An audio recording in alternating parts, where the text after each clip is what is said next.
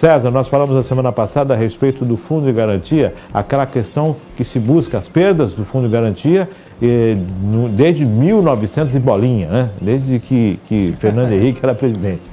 Busca essa reparação no Fundo de Garantia e que quinta-feira agora devem bater o martelo. Para se ter uma ideia, se realmente for feito o reajuste como manda o figurino, como é devido, 720 bilhões de reais voltam para o trabalhador. Não importa se você já recebeu o seu fundo de garantia lá, as ações estão tramitando, e aí você vai poder receber, inclusive, daquele que você já retirou num determinado período, que é o reajuste que a gente fala, né? O trabalhador, o dinheiro é dele, ele recebe pouco por isso, e o fundo de garantia é investido em habitações, em um monte de situações, e quando o próprio trabalhador vai comprar a sua casa se valendo da condição do fundo de garantia, ele paga uma exorbitância de juros.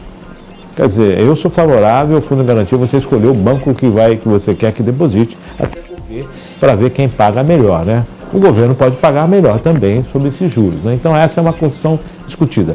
O ministro votou na última quinta-feira e segue agora para a próxima quinta-feira a possível decisão contra isso. A expectativa é muito grande, né? Há uma pressão muito grande para que a coisa não seja aprovada. Claro. Porque senão o valor é alto e o governo não está preparado para uma situação como essa. Aí que tá, o Márcio. Já que tem um arcabouço fiscal, né?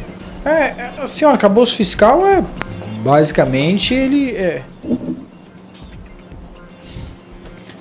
está muito bem estruturado, ele está muito bem desenhado, porém,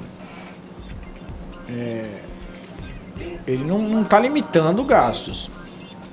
E vai ter adequações, tá? Ele não está limitando. A LDO que está fora que não está com o arcabouço, assim que o arcabouço for votado, a LDO vai ter que ser adequada também.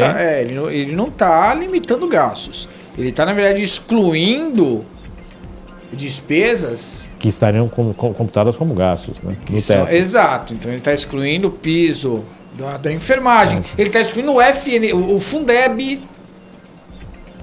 Então ele está excluindo uma série de despesas que é para baixar o valor. Que aí você baixa a despesa, você está no limite. Então, peraí, não é que está no limite, ligado? Assim, fiscalmente. Imagina a dona de casa. Vai haver equilíbrio entre o que entra e o que sai? Ok. Eu até fiz esse comentário já, Márcio, em algumas outras ocasiões.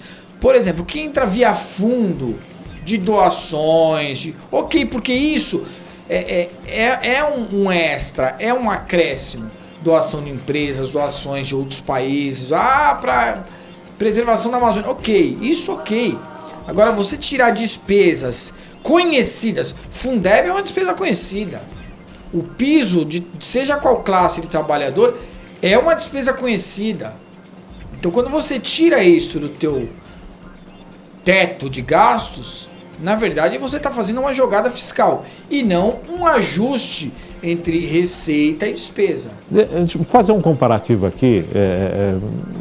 A palavra seria chula, mas vamos fazer um simplista. Fazer um comparativo simplista. A dona de casa tem o orçamento dela e ela tem o teto de gastos dela. Ela ganha X e dentro daquele X ela tem o teto de gastos dela. Aí o que ela faz para justificar? Ela tira o gás de cozinha e a conta de luz daquele teto. Mas peraí, essas contas continuam aqui, você continua com essas despesas. Você não vai ter que pagar do mesmo jeito? Você vai ter que pagar essas despesas. Não é o fato de elas não estarem ali relacionadas no seu teto de gastos que você não vai deixar de pagar. Como é que você vai fazer? É isso aí. Essa é a explicação básica. Estou errado no comparativo? Não, é isso aí. Simplista? A matemática, a contabilidade ela é muito básica. A contabilidade ela é muito simples. Assim, e isso se justifica nas falas do ministro Haddad.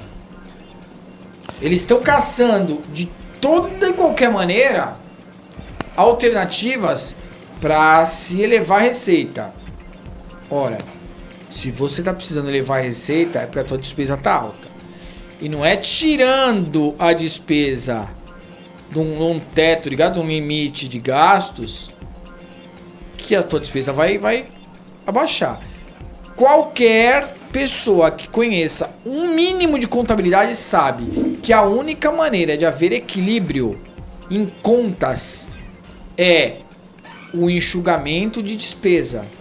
Porque o aumento de receita mesmo na empresa privada, é algo que o alcance é muito mais demorado e muito mais complexo do que o enxugamento de despesa. Então não há segredo.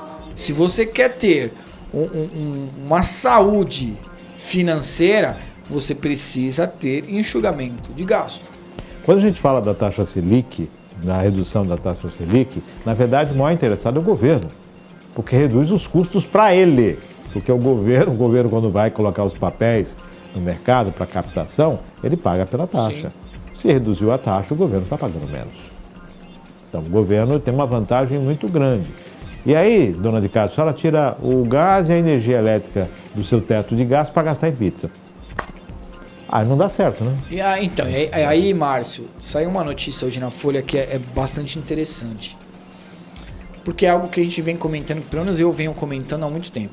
Ah, não, o presidente está em Portugal, hoje pela manhã fez um discurso, voltou a criticar e a expor de que o Banco Central precisa urgentemente baixar os juros. A notícia que sai hoje fala exatamente que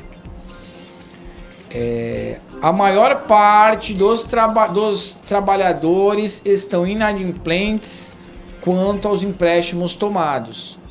E por que o trabalhador está inadimplente com o empréstimo tomado? É porque o juros está alto? Assim, pode ser, mas se ele não consegue pagar, é porque a inflação está alta.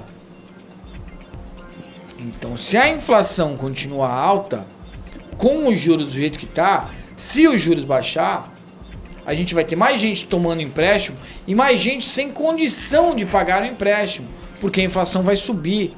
Vai ficar cada então vez a mais gente difícil. precisa ter, aí é que tá. Então a gente precisa ter um equilíbrio. Eu acho que pela condição que a gente está, a própria bolsa aí operando melhor, eu acho que a gente vai ter aí no futuro próximo a redução de juros. Então ele vai começar a baixar, porque vai começar a permitir, a economia vai começar a dar a possibilidade disso acontecer. Mas não quer dizer que para a gente ter uma saúde econômica, financeira melhor no país depende dessa baixa de juros. Não. A gente tem que ter uma política elaborada e bem estruturada para que aí sim o mercado aqueça, os investidores acreditem no país e o juro possa cair a ponto que a inflação não suba junto. A política financeira aplicada ainda é do governo anterior. Exato. O governo atual necessita de aprovação para que as pessoas comecem a entender a sua política financeira. A base é essa. É isso aí. As ações de agora ainda são as ações do governo anterior. O orçamento ainda é o orçamento do ano passado, aprovado pelo governo anterior. Sim. Então é essa a situação. Com a inclusão de muitas despesas. Então agora... Esse é o ponto delicado. Usa-se o orçamento do ano passado, do governo passado, que foi aprovado no ano passado, com despesas criadas nesse ano. Então, nesses primeiros meses. Exato. A gente está com 4 meses de governo, então a gente já incluiu despesas que o que foi aprovado em outubro, novembro do ano passado, não contemplavam. Então não cabe no orçamento.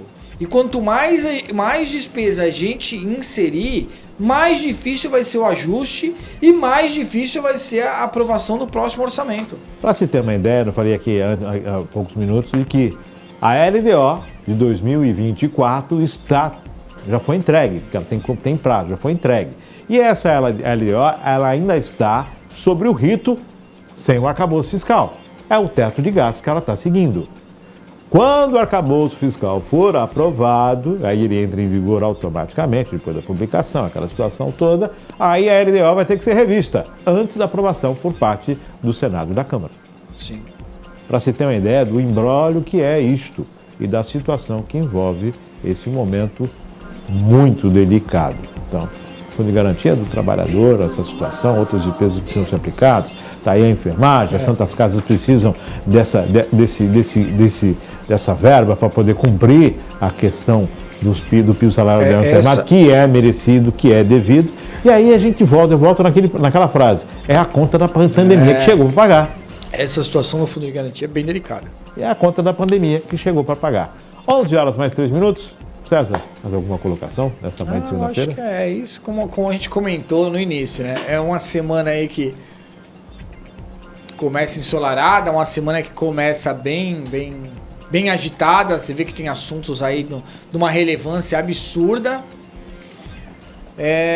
A gente vai precisar estar bem atento, a gente vai precisar ter bastante resiliência aí para superar algumas situações. Então, essa do Fundo de Garantia é uma situação bem delicada. A gente tem aí o arcabouço que está chegando aí também para votação. A guerra já começou nas casas, né? Por conta aí de quem vai ser o relator, de quem vai encabeçar e vai liderar isso. Então a gente tem bastante coisa acontecendo aí, bastante coisa delicada no radar. E é torcer para que a gente tenha que a gente tenha clareza nas ideias para tomar a melhor decisão. Discernimento. Discernimento. Tudo me é permitido, mas nem tudo me convém. É isso.